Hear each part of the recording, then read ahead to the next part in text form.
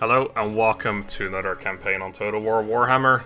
So the Realm of the Wood Elves DLC was just released by the time you see this. I did get early access, but didn't have a chance to get any videos out before the game was actually released. I'm playing a new campaign. I'm actually going to do a grand campaign. I was kind of planning on doing a Seasons of Revelation campaign, but I decided that I'm actually looking forward to the grand campaign a little more than that. So that's what we're going to do. We have two options, either going with the Wood Elves or with Argwylon, if that's how you pronounce it, which I'm sure it isn't. Basically, this is Orion or Durthu. I actually wanted to play as Durthu anyway, and I've also seen that, well, everyone that I'm subscribed to anyway is doing a campaign with Orion, so that makes it even more appealing to me to play as Durthu instead. So we're going to play as Argwylon and play as the mighty tree man Durthu. I think it's kind of funny. Let me quickly go. Orion is the king in the woods, and then Durthu, he's just a mighty tree man. I mean, he's a tree man. He's pretty mighty. Anyway, he's a caster lore beast. He has a powerful battle ability, Elimination of Despairs. His branch raves cost 50% less to recruit, which is essentially pointless, because how many of those things do you actually recruit throughout a campaign? Because it's an agent, hero. All units in Durthu's armor are immune to attrition, which is pretty damn good. He has plus 10, or his units, all of his units, faction-wide, have plus 10 melee attack during forest battles. And the elite elven units cost Ember to recruit. His starting units are a unit of Wild Riders, a unit of Treekin, and a unit of Dryads.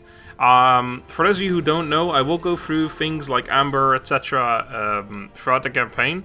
I'm working on it right now, actually. Well, not obviously this moment, but I'm working on a faction overview for the Wood Elves as well, which is going to cover everything that you need to know about the Wood Elves, so I recommend watching that too. That probably should go up tonight, but I'm not entirely sure if I'll be able to get it done, but hopefully I will. Anyway, that's not this though, so let's get into the campaign.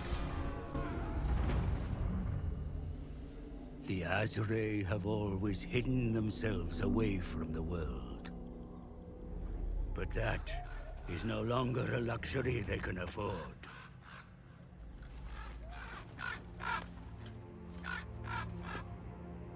This is why the spell singers have sent for me. The world roots begin to rot, and enemies prowl the sacred groves. Athel Loren is in peril if the Wood Elves do not act. Summer is long gone. Now is the season of war.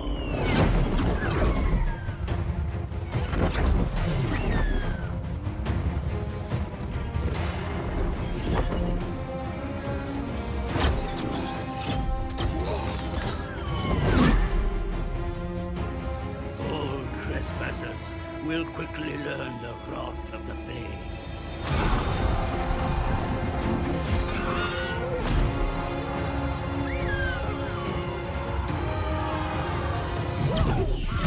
Even the spirits of the wood have been roused to war.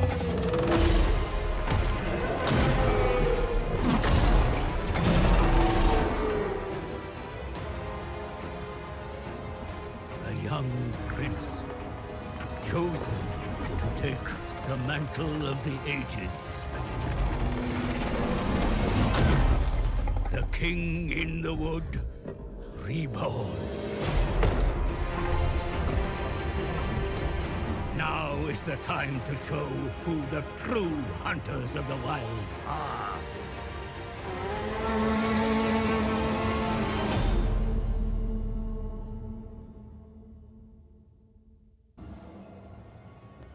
Hail to you, Durthu, eldest of the ancients.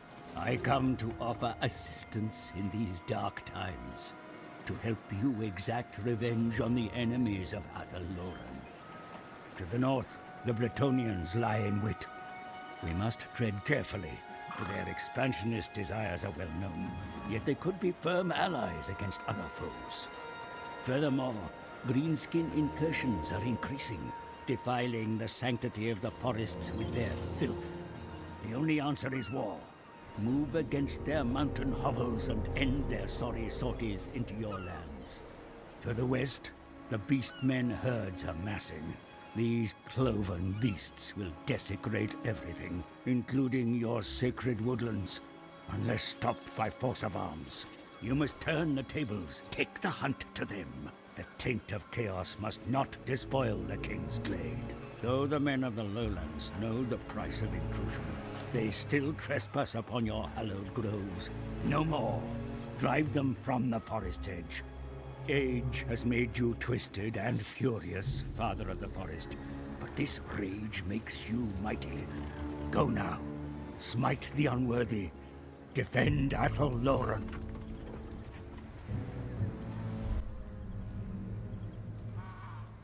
Alright, if you let me, I'll go ahead and do that. There we go. What the fuck? It took way longer than it should have. Right. Did we get a mission? There we go. Chapter objective issued. Right.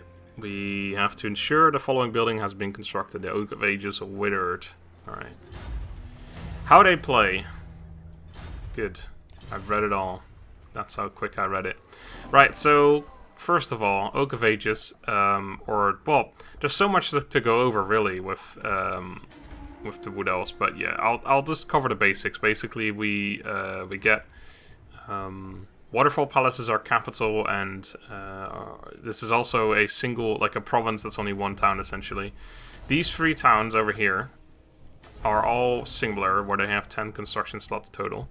Every other town in the game will only have 1 construction slot besides the capital for us.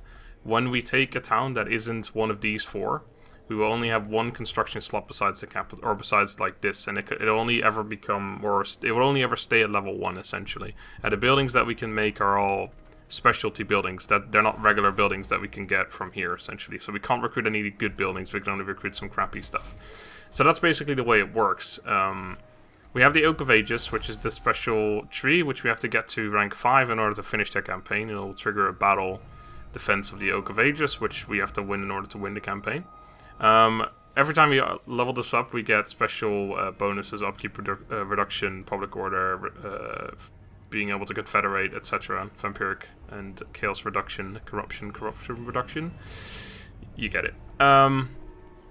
So basically, that's the whole thing. To upgrade the Oak of Ages, it costs Amber, and Amber we gain by having either vassals or military allies or taking territories.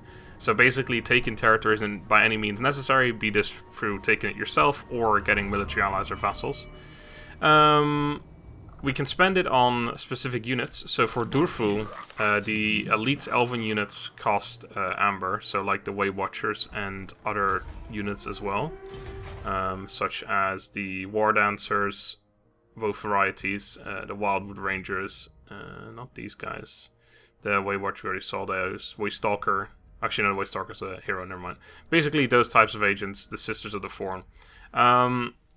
And then if you're playing as Orion, so if you'd be starting over here in King's Glade, it would be the other way around. So the Tree Kin and the Tree Man, etc., they would cost Amber for you. We can actually just get rid of this unit if we wanted to, which I probably do at some point because it's extremely expensive, and we get the Amber back. So you do get Amber back from doing things like that. Same with if I upgrade this town and then want to decrease it again to level 1, I would get the Amber back from spending on that. So that's the way Amber works, essentially. We also need Amber for our technology. Not everything. We can do the like regular stuff, but then obviously like there's improvements. This one, for example, plus 3 public orders, insanely good. Costs 1 extra Amber. So there's a few that I probably will want to get, and others I'll probably just leave. Because it's basically a balance between how long do you want this campaign to last, and how good do you want, or how easy do you want the campaign to be, if you understand what I'm saying. Because of course the Oak of Ages cost Amber increasingly more every time, so if you keep spending it on units and things like that, you're never going to be able to upgrade it to the max level, meaning you'll never be able to finish the campaign. So you want to find the right balance and not spend too much of it. Anyway, that's all that. We have special officers, etc. as well, but that's all pretty unimportant for now. Right now, our diplomacy, we are more of all the Beastman factions and Karak Norn, which of course are just over here. But we're going to ignore them for now. I've actually played through this a little bit, several times now, with both Orion as well as Durthu. Not the entire campaign or anything, because I'm working on that overview video. I need to sort of know what the hell is going on, obviously. I'm just going to go into Waterfall Palace for now, and I'm going to recruit 2 Dryads and 1 Glade Guards. I mean, we're going to have a quick look at the unit. So the Dryads is basically more of an offensive melee unit. The unit size is only 100, which you'll see for all the units in this with this faction. The unit sizes are all pretty damn small, which is kind of rough. So you've got 60 archers, which cost 300 upkeep. They're really good. They are the master ambushers as a trait, which means they can run and fire in any direction while running, which is pretty damn useful, to be honest, because you can sort of go towards an enemy and then run away from them towards your line and keep firing on the way back. So you can start firing much earlier. A lot of the archer units will have this trait. This one has the Forest Stalker, which I think means that oh no, it means it can move faster and aim more precisely when it's in a forest. I thought it also had the fire while moving trait, so it can fire while moving. I'm not sure if that's running as well though. Either way, it doesn't really. I don't think these guys. Yeah, I think it just means they can fire while running as well. Anyway, yeah, the units. Yeah, so Dryads are like your creature infantry. There's other infantry units as well, but we don't have access to them right now. We can actually just make the building that gives them access. Gives us access to them. The Eternal Guard and the Eternal Guard's shields are the most basic ones, but anything after that costs amber. So we probably do want to get these ones, the Eternal Guards of shields especially. They're like spearmen with shields, but I think they're a little better than that, and generally just good.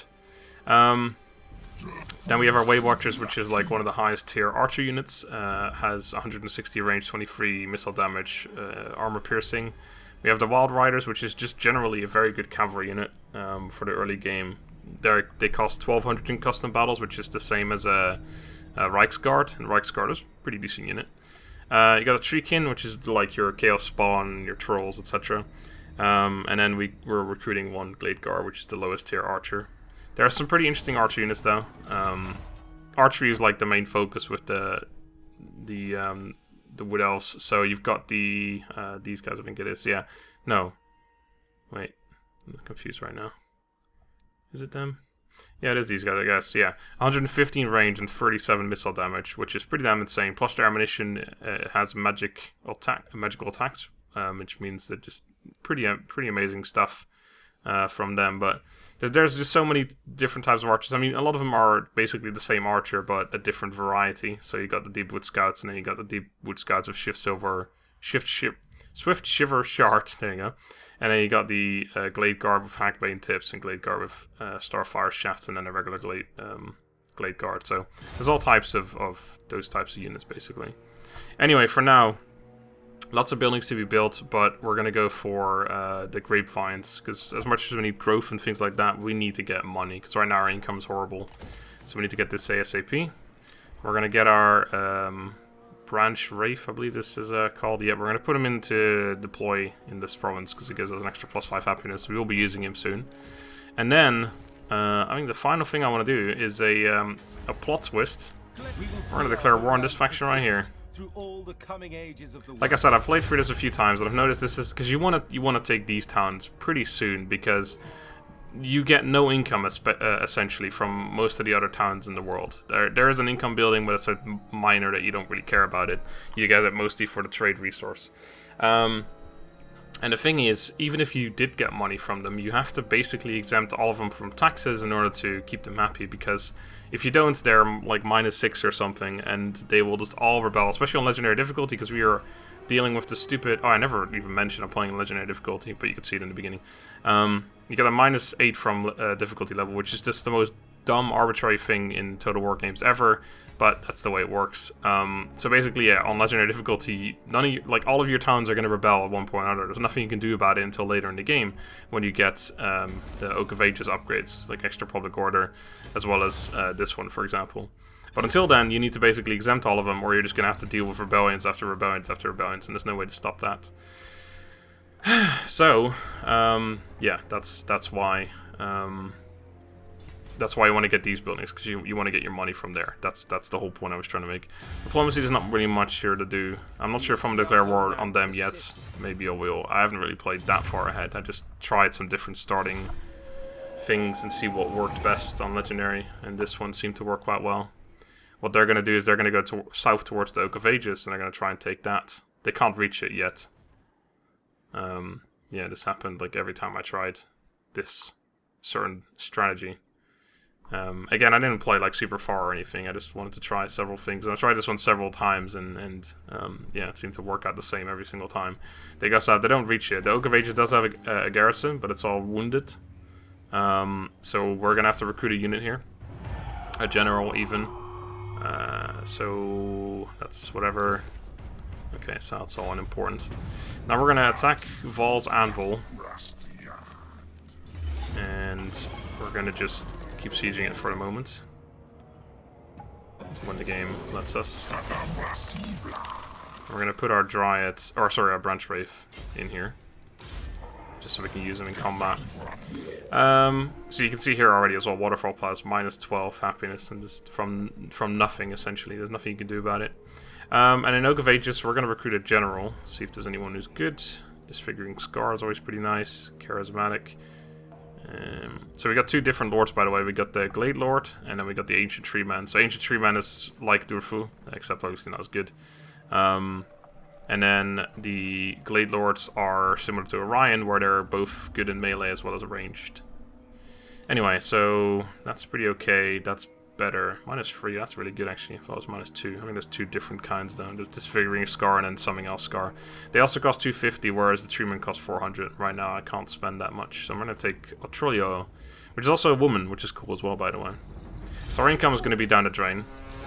But that's okay. We need a lord here to help us out, because our units are wounded, like I said. They got a lot of fucking cav though, I didn't realize that. And a tree man, but he's also wounded. Unwise. They got a pretty okayish army, some war dancers and stuff. Anyway, without any further ado, let's fight this battle. We do have to do this right away, otherwise they can just come back and attack us with two armies, and that'd be bad. So we're gonna have obviously a massive melee advantage. We have Wormwood Dryads. We only have 2 range units, the Waywatchers and the Glade Guard. We have a Wild Riders and the Treekin, as well as our Branch Wraith and General, of course. They don't have a General, but they do have a Glaive Infantry, which is absolutely insane. This is like the best unit, best melee unit Wood Elves can field. 2 units of Dryads, lots of Eternal Guards of Shield, and a whole heap of range units. So that's kind of the problem, is the range units. Plus they've got a Tree Man, which is obviously... It's like a giant. That's how you could compare it easily. So pretty strong army. But if we play our cards right, we should be a-okay. And it'll be fine. So, I mean, we don't actually... I said we have a melee advantage. We don't really have an advantage on anything. We have the melee cav, which is pretty good, because as long as we can just get all of their infantry in combat, we can send our cav after their range units. And they should have a field day cleaning those guys up with ease. Although there is the whole fire walls moving thing, so they could be running away from us and firing us at the same time, but even so. 21, that's pretty good even. That's pretty bad. I'll take it. Now, I'm gonna, since most of our units have Vanguard deployment, I'm gonna set up on the right side here, because we can set up in the forest essentially. We can do right there too, but we can set up in the forest and then we can run, like, if depending on where they set up, we could run all the way around and attack them from the top. So that's the plan. We're gonna set up right here. Oh right, only you, and you. And you, and the general set up over here. So that's under consideration later on. Like, do you want to have full Vanguard deployment armies? It'd be pretty useful to have. Okay. Alright, so they're in the forest right there.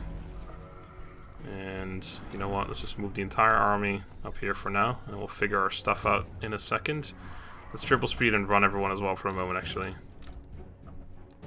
So we're gonna run around there. Range units up there. Cav on the hill. These guys are on this side. And the general and the hero towards the center. This shouldn't matter. Looks like that unit's going around as well. It's okay, they're way too far away anyway. So yeah, we're gonna try and come from over here and use the hill to our advantage here. Looks like they're just gonna sit in that forest. We do have bonuses from fighting inside of a forest, or at least our archers do. But since we're fighting against Wood Elf units, they have the same bonuses, so it doesn't really help us as much as it would against other units. Why are you walking? You have to run them up. At least the other units will be able to become less tired. Why are you walking as well? What the hell did I do? Okay, whatever. Start moving a little bit this way. I'll start walking them now since you have to wait for that range unit anyway. You over here. Right. You keep running, my friend. Love the old setting up for about half an hour before the battle even starts, and then the battle being over in like 2 minutes, because that's the way Warhammer battles work. But hey, what are you gonna do? Right, so ability-wise, haven't even looked at this yet. Our general has the Lamination of Despair, which is armor-piercing single target, like magic missiles. Well, it actually is a magic missile type unit, or type thing. He's got the Wisans or Wisans Wild Form, which gives a bonus for 14 seconds. Pretty minor, to be honest, so not really that huge. And then we have the Melkoff's Mystifying Miasma, which is basically a single target direct damage spell on one unit. But not particularly amazing. You guys, why are they walking again? Do they keep walking? Or do I keep accidentally pressing the walk button or something? I don't think I was. Anyway, so that's that. And that's actually something we are going to do. We're going to run this guy up a little bit and start using those this spell, basically. Does have a 50% chance of overcasting. Or 50% miscast chance, I should say, when overcasting. But we're going to probably try it anyway, because it is increased damage when you do that. And I like damage. Big fan. I haven't even done this yet, but let's have a look at the units, or more specifically Durthu, who's kind of a beast. I mean, he's a tree man beast, so he looks pretty damn beastly. FPS are a bit low when I'm zoomed in like that, so I don't tend to like that. But yeah, units look pretty cool. I mean, what do you expect? They're freaking dryads, what do you want them to look like? Cavalry, which ride on like freaking reindeer or something, I don't know. They are, yeah, they're wild riders. Anyway, triple speed again, because still taking fucking forever to do this. Let's move up like this for now. Actually, a little less forward. I want to make sure we don't actually get into range, because I want to make sure I do a few of the spells with this guy. So let's see what your range is. What is this unit? Eternal Guards of Shield. Perfect unit. Let's do it. Perfect target, I should say. Let's see if he miscasts. 50% chance, so he will likely do it once or twice during this battle, but we'll see if he hits himself. Nope, looks like he succeeded. And we did trigger the armor to come forward a little bit too, so we're going to just walk back a little bit. We can see the damage there. Pretty decent. Done about 33% or so. Only killed 3 guys, but of course everyone's going to be lower health now, so that's always important. Might be able to cast another one of those before the battle starts, which would be quite nice indeed. Besides that, we're just going to have to charge in as fast as possible. You got a lot of our range units on the side there. Okay, so we got 3 seconds left on that. Stay up here a sec. And do another one of those. Right, so it looks like we're in range. Oh. Let's grab all of you guys. I'm going to target them on the cavalry. Not you. You can stay back here. You can come up. You're going to run around this way. And the cav is going to try and scare these guys off. We're not going to be able to reach them, but we need to get over there anyway. So might as well start running, eh? They're hurting us quite a bit with their range, which I'm not too big a fan of. But hey, what are you going to do, right? Didn't get a charge off onto them, but... Okay, we're going to leave them alone and get our range units to fire at something else for now. Okay, we're going to have these guys get in there, send them in there too. Actually, I'm going to use these guys to just get around here. Oh, never mind, we got to charge them in there. Right, I need you to attack him. Start by using that. And you are going to use another one of these on that unit. Alright, so we can see the magic... Oh, you already used it, I think. I just missed it. Okay, so we got into Deepwood Scouts. We are getting absolutely torn apart with the range units there. We have to target them there again. They're doing damage, but they are getting torn apart, so that's not great. He's in there against a Glade Guard. Not with range or not with weapon though. With spears, shields, whatever you call them. Lord is under attack. Yep, that's definitely happening. Don't know where their general was. We are going to lose the center here, it looks like, which isn't great. We're going to have to use another one of these on that unit. Okay, our Cav is also not doing very well. We are like full on in melee here, so that's pretty good. They're in there as well now. Our general still killing that tree man. I'm not sure what their general is. There he is. He's in the center of the combat. If we could kill him, that'd be pretty good. That would probably win us this fight quite nicely. The Cav is really getting low, but they're also like they've still got 40 men, even though their unit size is ridiculously small now. I have to get him in here now, which isn't great. He's not a particularly good melee fighter. We haven't got enough mana anymore, or winds of magic, of course. Really haven't done too much damage against this unit, sadly. Tree man is still not dead. Looks like he's about one hit away. Should have probably been focusing on our general, to be honest. Okay, we got the Cav down, so let's focus on that unit now. One unit on him, or one hit on him will kill him. You'd think. Maybe not. Let's try and hit this on Trala, and that will probably break everyone. Looks like they're all about to break anyway. Yeah, there we go. Cool. That went somewhat poorly. Oh, I didn't even kill him. Right, let's end it anyway, because we don't have to kill them. Yeah, that was, that could have gone much better. But it also could have gone much worse. So, I suppose that's okay. Yeah, numbers-wise, we got pretty lucky on the Cav there, because they got about 2/3 of their men left, even though they were almost dead, essentially. The unit was almost dead. I didn't play it too well. I should have had Durthu attack their general earlier on. Oh, it wasn't... Wait, I thought they didn't have a general. But they had a one guy, so I'm confused. Oh well, just never mind me. Is that maybe that's a new thing? You get a captain or something? I don't... Or maybe that guy was... No, this is a unit. I don't know. Either way, what happened is we won and we didn't lose any units, so it's okay. Let's just leave it there. Alright, so we're gonna siege. We're gonna get +2 amber for walled province settlement or capital, and +1 for minor settlement. At least that's what it says. But we only got 4 now. We had 3 just now. Alright, we got 2 just now, so we only got 2. Right. So that is secured. And they can't, even if we are a bit weak now, they can't come back and attack us because all the garrison is going to obviously be on our side now. Lady of the Glade, we're going to get the old ever-reaching tendrils. We get any items? Nope, doesn't look like it. Founded an army, got the Pyrrhic victory, the inner rank. I'm guessing he's halfway there. Okay, right. In this place, we can actually recruit the Eternal Guard here, which probably are the better units, to be fair. But for now, I don't think I want to recruit too many units, because I want to make sure... We're going to get rid of this building, because we don't need to be able to recruit these units. I mean, they're probably better. Well, they are better than the ones we have, but... I don't think right now I'm too bothered by getting them. I don't think I even want to keep this building here. But I will for now. I just want to make sure that next turn we'll be able to build that other building, because we are still losing money. We're going to get 900 from getting this. So yeah, we should be able to recruit a unit or 2 here, actually. So why don't we get... So yeah, this is the Glade Guard with Hagbane tips, which is essentially exactly the same, except it has magic and poison attacks, but it costs more, of course. It is very tempting, actually, to keep that building and get those units, but then that means I can't get the Eternal Guard. I can't get the Eternal Guard's shield because that requires the Azurai Forge, which I'm not planning on building here anytime soon.